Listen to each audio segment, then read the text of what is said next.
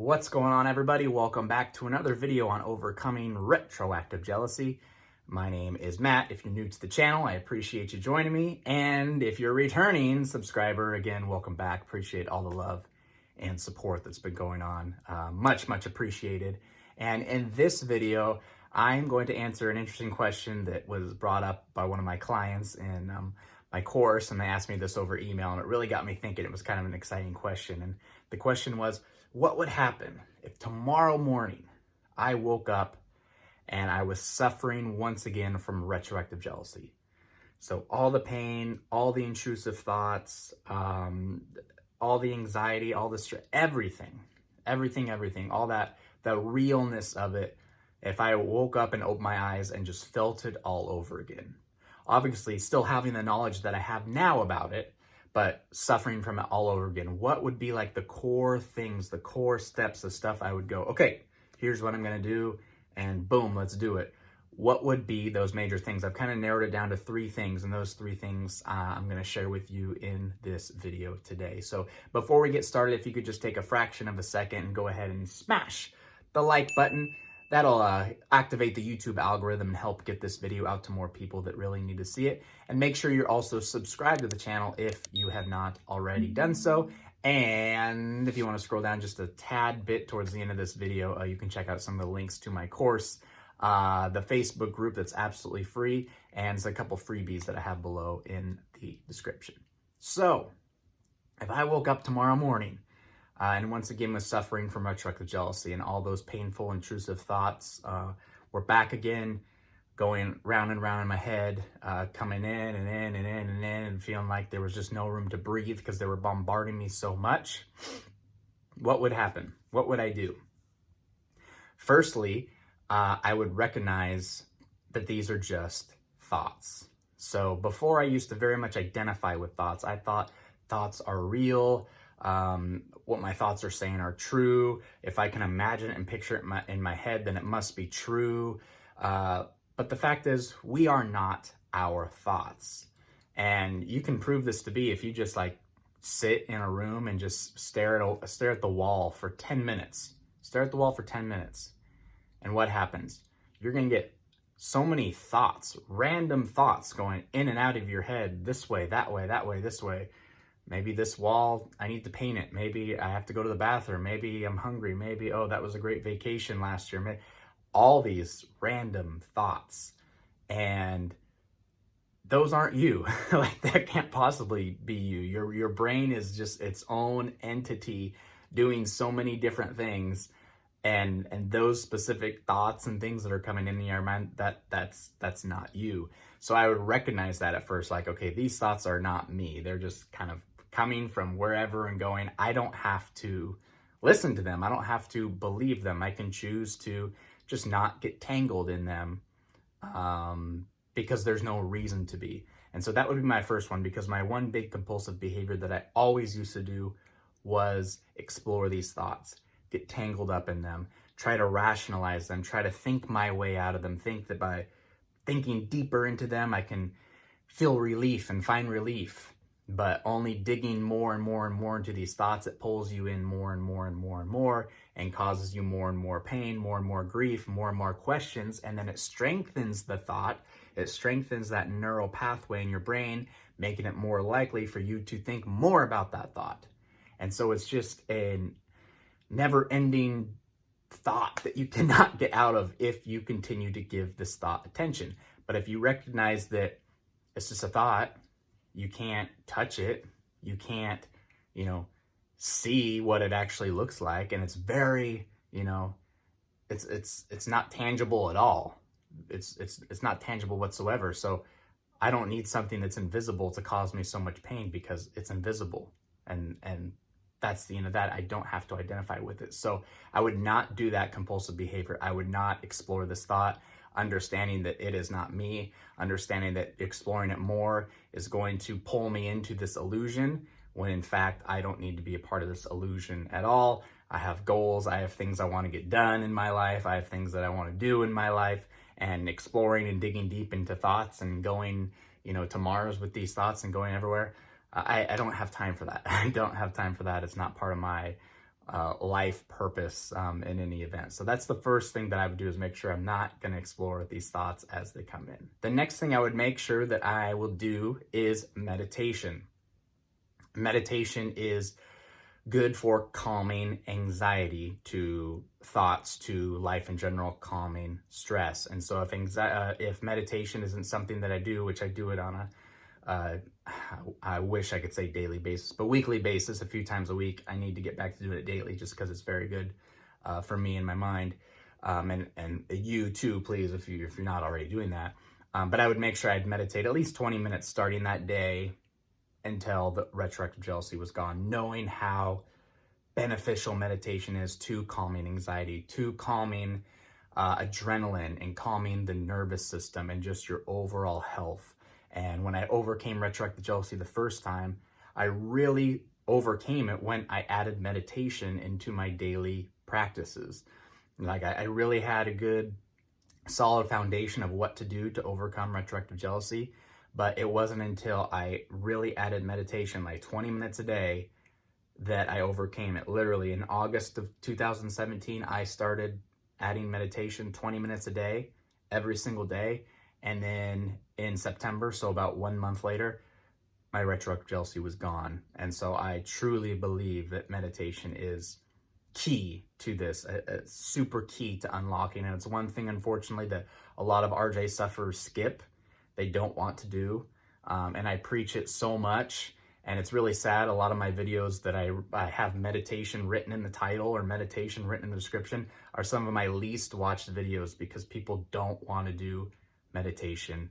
And like I can see kind of why, because I was hesitant to do it, because a lot of people think it's like, oh, a way of life, and soon you'll become some yogi master, and soon you'll have to change everything, and you'll, but it's really not. It's just a simple, quick exercise. It's just like you eat breakfast for your body, or eat breakfast, lunch, and dinner for your body. You do meditation for 20 minutes for your mind. You go and work out at the gym for an hour. You do 20 minutes of meditation for your mind, okay?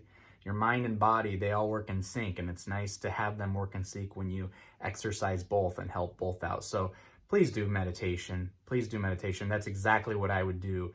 I would start doing meditation that day, that morning, and I would do it every single day for the rest of my life, as like I said, continue to do now on a more weekly basis. But since August of 2017, I've consistently done meditation, and I've never stopped. Even though my RJ stopped, and even though I know, it won't come back, I feel confident enough to know how to handle it if it did.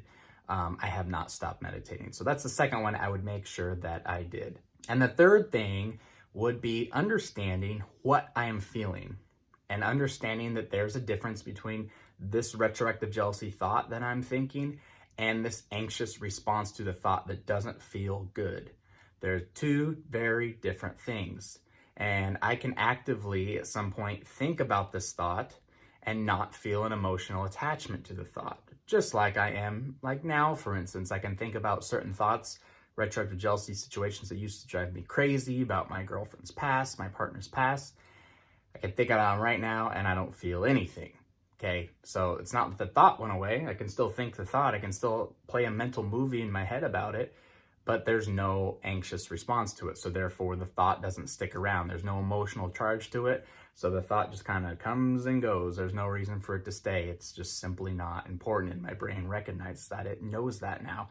So if I was to be feeling that emotional pain right now, I would start understanding that the way to overcome this pain and this fear is to overcome it as any other fear, and that is to gently expose myself to that fear.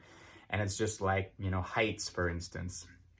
You go up on a tall building and you're scared of heights, and you look down, you're not going to feel so good, okay? You're not going to feel good at all. You go up there the next day and you do it again, you're going to look down, you're not going to feel so good. You do it 3-4 days in a row, you're not going to feel so good. But maybe the 6th day, the 7th day, the 10th day, you start going up there and looking down, maybe it doesn't bother you as much. And maybe after a month of doing it, you can go up on this tall place and it just doesn't bother you at all. Okay, that's with all fear. The more you expose yourself to it, the more you do it, the less that fear exists in it, the less you have that negative charged response, because your brain sees that, oh, He's not dying by exposing himself to this. He's going up these tall places, not dying. It's not the end of the world. It's okay.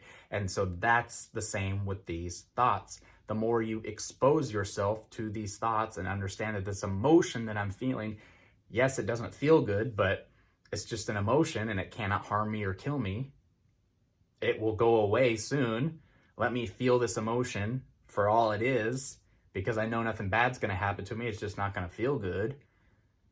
You can start teaching yourself there's nothing to fear in these thoughts. And so, again, if these thoughts, I woke up with them and I felt that pain, I would let the pain in.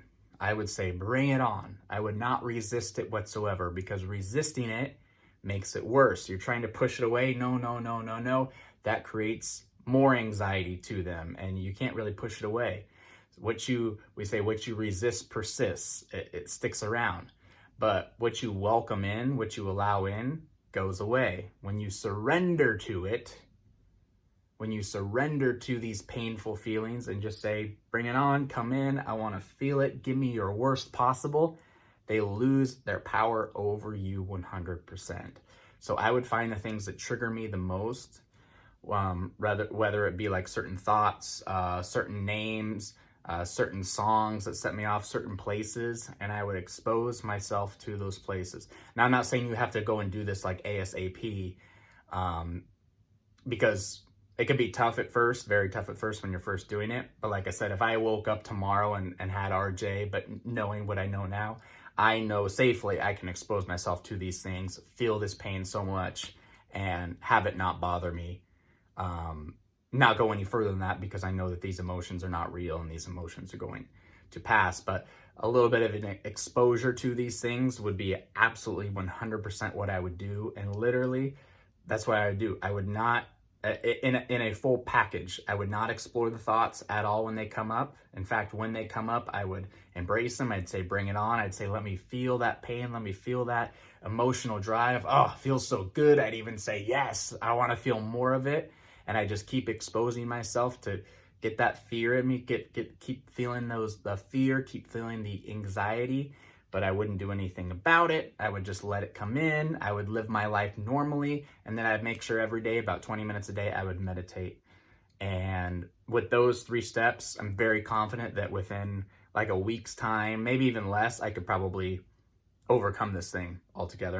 I'm not saying that to be cocky, by any means whatsoever. I'm just saying that these thoughts would have no effect whatsoever on me if I'm not giving them the attention that they want, simply put, and understanding that these thoughts are nothing to fear.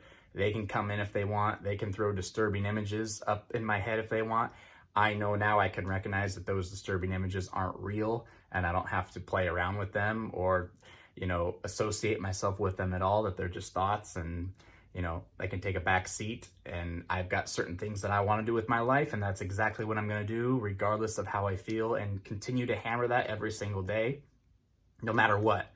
And, even if it took longer, and, even if it took a month or 2 months or 3 months, I would just do that every single day, because I know that it's possible with that method. It's absolutely possible. So I just hammer it away every single day. I keep my head down.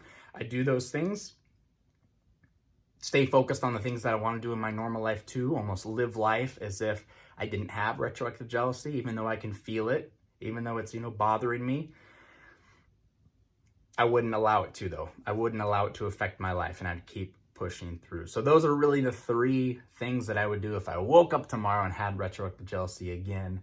I would welcome it, but at the same time, I wouldn't give it the attention that it deserves. I wouldn't give into these thoughts, explore them, understanding that I am not my thoughts. I don't have to associate with them whatsoever. And I would definitely continue to do meditation every single day. So I appreciate you joining me in this video. If you did like this video, I appreciate if you liked this video by clicking the thumbs up button below to help activate YouTube's algorithm and support this channel's growth and get this video out to more people that need to see it. Also, subscribe to the channel if you have not already done so, and click the notification bell so you are alerted the next time I post a new video. Again, make sure you check on the links in the description below to my course that I have on special right now, along with a bunch of freebies I have down in the description. And again, I'd like to help you out overcome retroactive jealousy. So if you're interested in any of that, any of the coaching programs down there, please feel free to get some more information on that, and I can help you through your retroactive jealousy journey every step of the way, and we'll kick butt on this thing together. So I appreciate you joining me today, everyone, and we'll see you in the next video.